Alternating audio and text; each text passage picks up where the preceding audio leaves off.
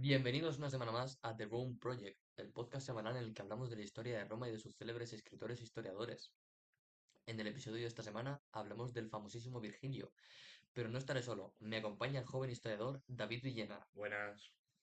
¿Quién fue Virgilio? David. Publio Virgilio Marón nació en Lombardía, Italia, el 15 de octubre del año 70 a.C. y fue un reconocido poeta romano. ¿Sabías que se crió en el seno de una familia de campesinos y le otorgaron estos una esmerada educación? Pues fíjate. La verdad es que llegó a destacarse en la retórica y la poesía siendo aún muy pequeño. En su adolescencia viajó por las ciudades más grandes del Imperio Romano para completar sus estudios. Fue en ese momento cuando conoció a varias ciudades como Milán y Cremona, en donde participó en el círculo de los poetas nobis. Efectivamente. De hecho, en el año 42 a.C. escribió las poesías pastoriles llamadas las bucólicas, que por cierto a mí no me gustan nada, lo cual le trajo un gran reconocimiento entre sus pares. En la égloga cuarta del mismo libro, cantó el nacimiento de un niño que llevaría a Roma a su edad dorada, lo que muchos piensan se refería a Jesucristo. ¿En serio? En el 36 a.C. publicó las Geórgicas, que tampoco me gustan, que es un conjunto de poemas fuertemente arraigados al Tratado de la Agricultura, el cual estaba destinado a proclamar la necesidad del restablecimiento del campesinado tradicional en toda Italia. 7 años después comenzó a trabajar en su obra más ambiciosa, llamada La Eneida, que esta sí es su culmen total, la cual contó con 12 libros, lo que le llevó 11 años terminar. El Virgilio hizo dos poesías, dos libros y uno era de pastores. Sí, Dicho libro narró la gloria del Imperio Romano, en donde describió las aventuras del troyano Eneas, desde su fuga de Troya hasta su llegada a Italia. Una vez finalizados sus escritos, partió en una expedición hacia el oriente, en donde buscó constatar la autenticidad de la información que había volcado en su exitosísima obra. Pero aparentemente algo hizo que Virgilio comenzara a odiar su libro, debido a que se cuenta que en su lecho de muerte le exigió a Augusto que destruyera la Eneida. A pesar de eso, el emperador romano desobedeció y mantuvo el libro para honrar la gloria del imperio. pues menos mal que lo hizo. Además, fue uno de los protagonistas del libro de Dante Alighieri, La Divina Comedia, en donde Virgilio representa la razón y ayuda al poeta a cruzar el purgatorio y el infierno.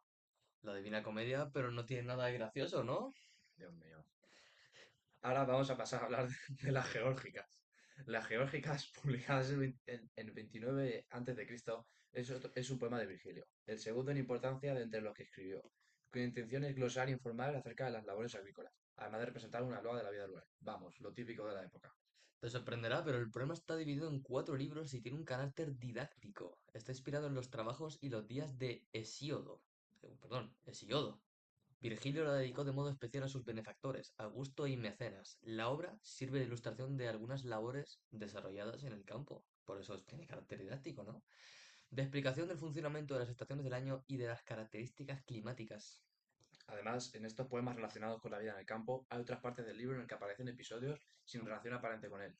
Vamos, que es súper complicado de leer.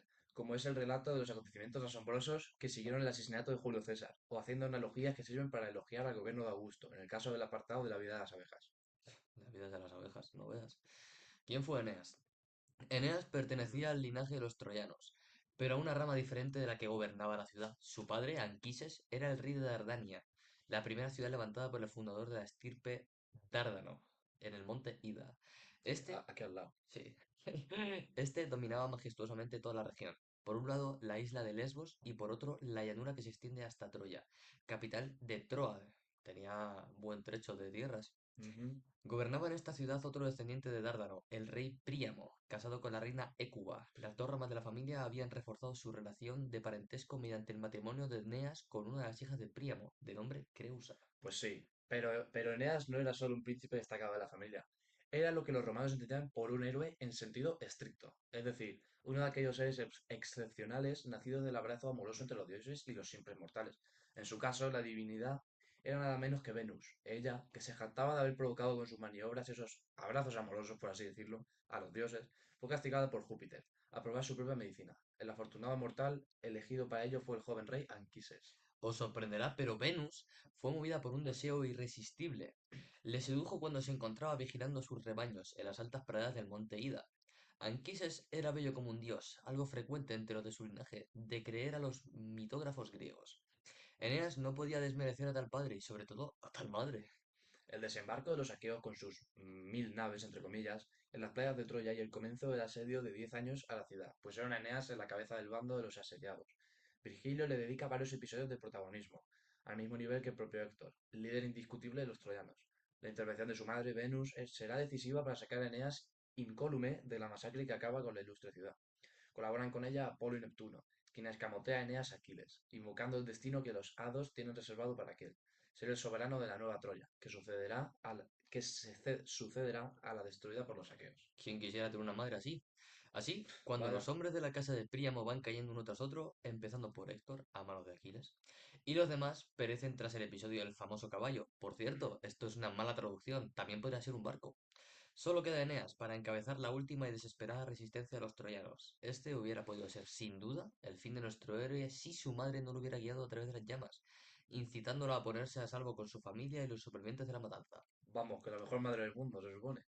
Al frente de este pequeño grupo, el hijo de Anquises se dirige a Monte Ida, cargando con su anciano padre, portador de los viejos penates, los dioses más sagrados de Troya, y llevando de la mano el pequeño Ascanio, o Julo, el hijo que le había dado Creusa. Así comienza un largo y costoso exilio en busca de esa nueva Troya. De las playas al pie del Ida, se embarca con su pequeño grupo y se encamina hacia el oeste, bordeando la costa griega primero, la del sur de Italia y Sicilia después. En esta isla morirá el viejo Anquises. Al partir de Sicilia, camino de Italia, destino final de su périplo, una tempestad los arroja a las costas de África, cerca de donde se está levantando la nueva ciudad de Cartago. Allí en Cartago, ¿sabíais quién estaba? La reina Dido, quien gracias a los... Pobrecilla, Uy, pobrecilla, vaya que pobrecilla. sí. Quien gracias a los buenos oficios de Venus se enamora perdidamente de Eneas. Los dos viven un intenso idilio mientras los hombres y las naves se reponen. Pero Eneas no puede escapar a su destino y decide reemprender la marcha sin ceder a los ruegos de Dido, quien le maldice por su traición. Al ver partir las naves, la reina decide poner fin a su vida, hace levantar una pira funeraria con sus objetos, se sube a ella y se atraviesa el pecho con una espada. No tuvo el final que todos queremos. No. Este, mientras, ha puesto rumbo al norte y tras desembarcar de nuevo en Sicilia para celebrar los funerales de su padre, llega a la península itálica. El primer lugar que visita es la cueva de la Síbila de Cumas, donde se le aparecen sus muertos antiguos y recientes, como Dido o Anquises, quien le descubrirá su futuro y el de sus descendientes. De allí Eneas se dirige al Lacio, donde se encuentra con el rey Evandro, un exiliado griego que antaño fue huésped de Anquises. Eneas se casa con su hija Lavinia y el héroe ha llegado al final de su camino por fin. Pero asentarse en la nueva Troya no le resultará fácil. Debe enfrentarse a una guerra larga y... perdón. A una guerra larga y cruenta contra un príncipe local de nombre Turno, antiguo aspirante a la mano de la princesa Lavinia. Conflicto que se resuelve con la victoria del troyano a partir de... Bueno, perdón. La victoria del troyano. A partir de este momento culminante, el mito de Eneas se desdibuja. Eneas funda una ciudad a la que, por su esposa, llama Lavinio. ¿Quién quisiera tener un marido así? No se calentó la cabeza. No. Este será el primer asentamiento troyano en el Lacio. Después de su muerte, en extrañas circunstancias, desaparece en medio de una tormenta, su hijo trasladará la capital a Alba Longa, donde nacerá Rómulo, el fundador de la futura Roma. Ahora, si nos permitís, os vamos a hablar de la inspiración que tiene Virgilio en Homero. Por supuesto. Para empezar, los 6 primeros libros de la Eneida relatan las aventuras de Eneas, desde la caída de Troya hasta su llegada a Italia.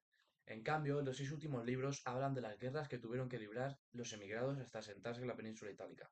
Nótese que el primer grupo de 6 libros pretende dar la réplica a la Odisea, que también relataba las aventuras de su protagonista hasta la llegada al hogar.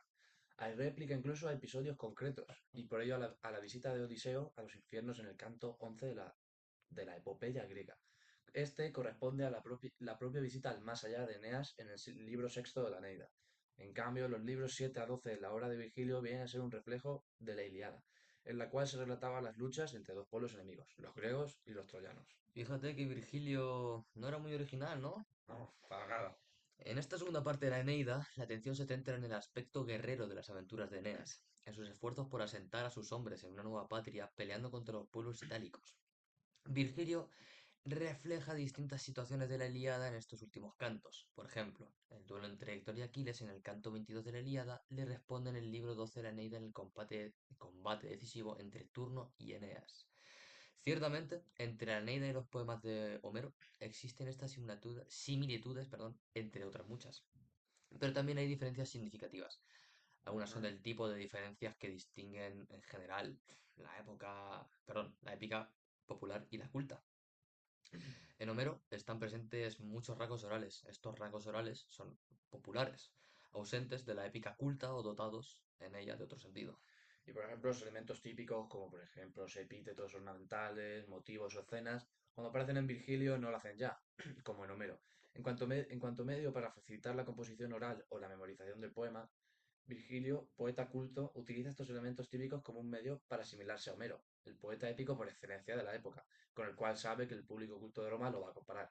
Además, existen otro tipo de diferencias, en otros niveles, como por ejemplo, es distinto el valor del elemento nacional de la Ilíada y la Eneida, o es distinto el proceder de los dioses. Además, es distinto el protagonista. Por ejemplo, decíamos que los 6 primeros libros de la Eneida buscan la semejanza con la Odisea, pero al tiempo queda claro que Eneas es distinto de Odiseo. Eneas no intenta regresar a su hogar, sino buscar uno nuevo, por lejos que los dioses quieran llevarle. Además, y esto es lo más importante, Odiseo era un héroe individualista que perdió a todos sus compañeros en el viaje. En cambio, Eneas, que es esencialmente el héroe del grupo, debe cumplir su misión salvando a todos sus camaradas. Vamos, un hombre de objetivos. Hombre, y de familia. Bueno chicos, hasta aquí el episodio de hoy. Eso sería todo. Recordad que si tenéis alguna duda podéis dejarla en la cajita de comentarios y trataremos de Un, un responderlas. placer venir a este podcast, de verdad. Un placer que hayas venido tú. Hasta la semana que viene. ¡Aips!